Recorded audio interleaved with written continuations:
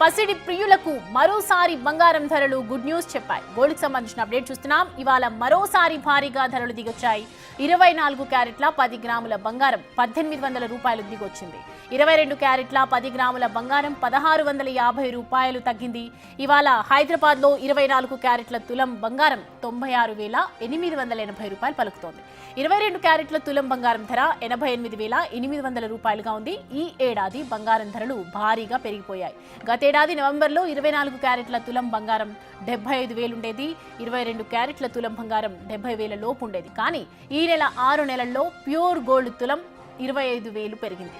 April 22న 1,00,000 రూపాయలు దాటింది. ఆ తర్వాత మళ్లీ తగ్గుతూ పెరుగుతూ 1,00,000కు చేరువలోనే ఉంటుంది.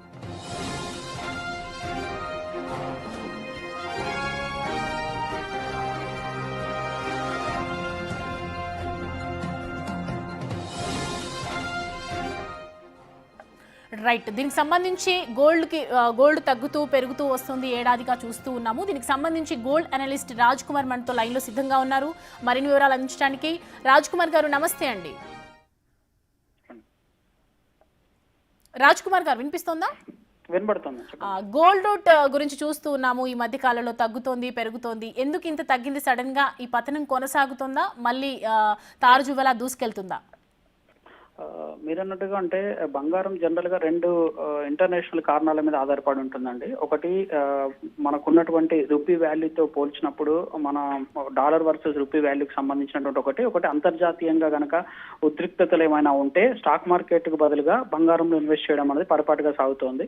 సో ఎస్పెషల్ గా అమెరికా లాంటి మార్కెట్ల మీద ఉండే ఇంపాక్ట్ తోటి మన దేశంలో బంగారం ధరలు పెరగడం అనేది డిపెండ్ అవుతుంది. సో రీసెంట్ గా చూసుకున్నట్లయితే మనకు ప్రధానంగా బంగారానికి సంబంధించి తగ్గడానికి ప్రధానమైన కారణం ఏంటంటే ఇప్పుడు ఈ పాకిస్తాన్ కు సంబంధించి ఇండియాకు మధ్యలో జరుగుతున్నటువంటి యుద్ధం ఏదైతే ఉందో ఒక కన్క్లూజన్ పార్ట్ కు రావడం, అంటే జస్ట్ మనం హెచ్చరికనే అని చెప్తున్నాం, బట్ అదొక కన్క్లూజన్ పార్ట్ కు రావడం ఒక మేజర్ న్యూస్ అవుతే.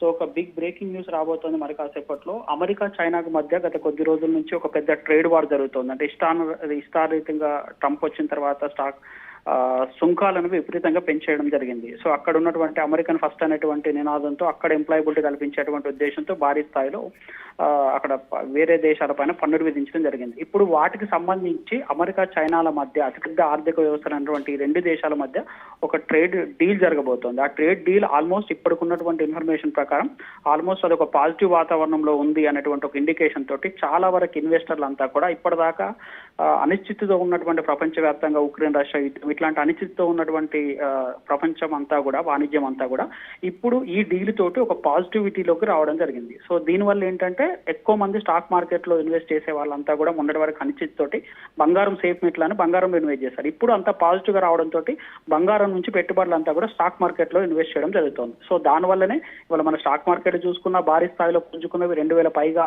లాభాల్లోకి ఉన్నది, 13 లక్షల కోట్ల మేర ఇన్వెస్టర్ల సంపద పెరిగింది. ద సేమ్ వైజ్ వరుస బంగారం రేట్లు కూడా తగ్గుతూ వస్తున్నాయి. బంగారం రేట్లు ఇప్పుడున్నటువంటి ప్రైస్ మీద ఆల్మోస్ట్ నిన్నటి ధరతో పోలిస్తే 24 క్యారెట్లు 1,800, ఆల్మోస్ట్ 22 క్యారెట్లు 1,650, 1,700 దాకా తగ్గిన పరిస్థితి కనబడుతుంది. ఇంకా తగ్గేటువంటి అవకాశం ఉంది.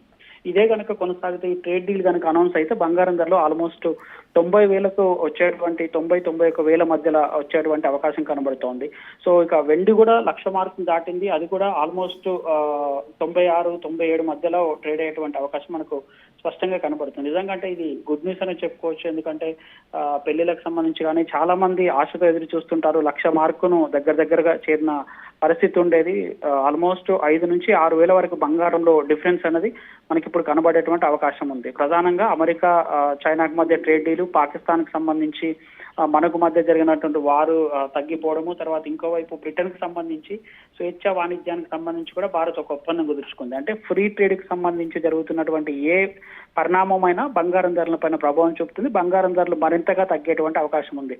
మొన్నటిదాకా ప్రపంచం అంతా కూడా యుద్ధ వాతావరణం నెలకొన్నటువంటి పరిస్థితి నుంచి ఇప్పుడు ట్రేడ్ డీళ్లు, స్వేచ్ఛ వాణిజ్యాలు జరిగేటువంటి పరిస్థితి వచ్చిందంటే ఖచ్చితంగా బంగారం మీద ఇంపాక్ట్ ఉంటుంది. బంగారం ధరలు మరింతగా తగ్గేటువంటి అవకాశం ఉంది. అయితే రాజ్ కుమార్ గారు, మీరు అన్నట్లుగా చూసుకుంటే యుద్ధ వాతావరణం అంటే ప్రపంచ దేశాల్లో కూడా ఇటు రష్యా ఉక్రెయిన్ యుద్ధం, అప్పట్లో ఆర్థిక నిపుణులు కూడా చెప్పారు బంగారం ఈజ్ ద సేఫెస్ట్ ఇన్వెస్ట్మెంట్ అని చెప్పి. ఎందుకంటే రాబోయే రోజుల్లో నెక్స్ట్ ఇయర్ కావచ్చు, ఈ ఇయర్ ఎండింగ్ లోపల కావచ్చు 50,000కి కూడా పడిపోతుంది అని చెప్పారు. దీన్ని ఎంతవరకు నిజం అనుకోవచ్చు? ఇప్పుడు ఉన్న ఫలంగా అంటే అంత తగ్గుతుందని అయితే ఖచ్చితంగా చెప్పలేము. ఎందుకంటే మీరన్నట్టుగా బంగారం అనేది ఎప్పుడైనా సేఫెస్ట్ మెటలే. మన ఇండియన్స్ చూసుకున్నా సరే మీరు అబ్జర్వ్ చేస్తే చాలా మంది దగ్గర అంటే డబ్బులు చాలా మంది దగ్గర నగదు రూపంలో ఉండేవో పక్కన పెడితే ప్రతి ఇంట్లో మాత్రం ఒక ఆడపిల్లల దగ్గర కానీ లేకుంటే మగవారి దగ్గర ఎవరి దగ్గర అయినా సరే కనీసం ఒక తులం బంగారమైనా ఖచ్చితంగా ఉండి తీరుతుంది. అంటే అది మనం తెలియకుండానే మనం ఇంతకుముందు చాలా వరకు అంటే ఆర్థిక సంక్షోభాలు వచ్చినప్పుడు ప్రపంచవ్యాప్తంగా ఇండియాను కాపాడింది పూర్తి స్థాయిలో బంగారం అని చెప్తుంటారు మనమోహన్ ప్రధానమంత్రి ఉన్న టైంలో. సో ఎందుకంటే బంగారం అనేది సేఫెస్ట్ మెటల్. అంటే బ్యాంక్ లో ఇన్వెస్ట్ చేస్తేనో లేదా ట్రేడ్ మార్కెటింగ్ సంబంధించి అంటే కమోడిటీస్ ట్రేడ్ మార్కెటింగ్ లో ఇన్వెస్ట్ చేస్తేనో బంగారాన్ని మనం దాచుకున్నాం ట్రేడ్ చేసినట్టు కాదు. ప్రతి హౌస్ హోల్డ్ లో కూడా ఖచ్చితంగా ఎంతో కొంత బంగారం ఉంటుంది. అది మనకి సేఫెస్ట్ మెటల్. మనకి ఎప్పుడైనా ఫైనాన్షియల్ ఇష్యూ వచ్చినప్పుడు మనకు అది ఇమ్మీడియట్ గా ఎన్కాష్ చేసుకోవచ్చు అనమాట. సో కాబట్టి సేఫెస్ట్ మెటల్ గా బంగారాన్ని మనం ఇండియానే కాదు ప్రపంచవ్యాప్తంగా ఉన్న దేశాలన్నీ కూడా దీన్ని భావిస్తుంటాయి. కాబట్టి ప్రతి ఒక్కరు ఏదైనా అనిశ్చితి వచ్చినప్పుడు బంగారం కొనిపెట్టుకుంటే దాన్ని ఇమీడియట్ గా ఎన్కాష్ చేసుకోవచ్చు. అదే స్టాక్ మార్కెట్ లో ఇన్వెస్ట్ చేయాలంటే దానికి టైం పడుతుంది, స్టాక్ మార్కెట్ పడిపోతాయి, షేర్ వాల్యూ తగ్గిపోతుంది. బట్ బంగారం విలువ మాత్రం ఆటోమేటిక్ గా పెరుగుతూనే ఉంటుంది, లేదా మనం కొన్న విలువకైనా ఖచ్చితంగా సమానంగా వచ్చేటువంటి అవకాశం ఉంటుంది. కాబట్టి that is the safest metal. కాబట్టి అది ఖచ్చితంగా ఫ్లరిషింగ్ లోనే ఉంటుంది. బట్ ఇప్పుడున్నటువంటి పరిస్థితుల్లో యుద్ధ వాతావరణంలో మీరు అన్నట్టుగా యుద్ధ వాతావరణము ఇటు ఉక్రెయిన్ రష్యా కావచ్చు, లేకుంటే ఇండియా పాకిస్తాన్ కావచ్చు, వాట్ ఎవర్ అంటే అమెరికాకు సంబంధించినటువంటి ట్రంప్ వచ్చిన తర్వాత జరిగిన సుంకాల పరిణామాలు కావచ్చు, ఇవన్నీ ఆర్థికంగా ప్రపంచవ్యాప్తంగా ఒక అనిశ్చితి నెలకొని అరే ఎటువైపు వెళ్తుంది, స్టాక్ మార్కెట్లు ఇన్వెస్ట్ చేయాలా, బంగారంలో పెట్టుబడి పెట్టాలనేటువంటి ఒక అనిశ్చితి నెలకొంది. దాంతో చాలా మంది బంగారమే సేఫెస్ట్ మెటల్ గా భావించడం వల్ల ఆల్మోస్ట్ 1,00,000 మార్కు రీచ్ అనే పరిస్థితి కనబడింది. బట్ ఇప్పుడు పరిస్థితులన్నీ మెల్లమెల్లగా సానుకూలంగా మారుతున్నాయి, సర్దుమణుగుతున్నాయి. కాబట్టి బంగారం అనేది తగ్గే అవకాశం ఉంది. బట్ మీరన్నట్టుగా 50,000 మార్కును అయితే చేరే అవకాశం అయితే లేదు. రైట్ రాజ్ కుమార్ గారు, thank you for joining with us అండి.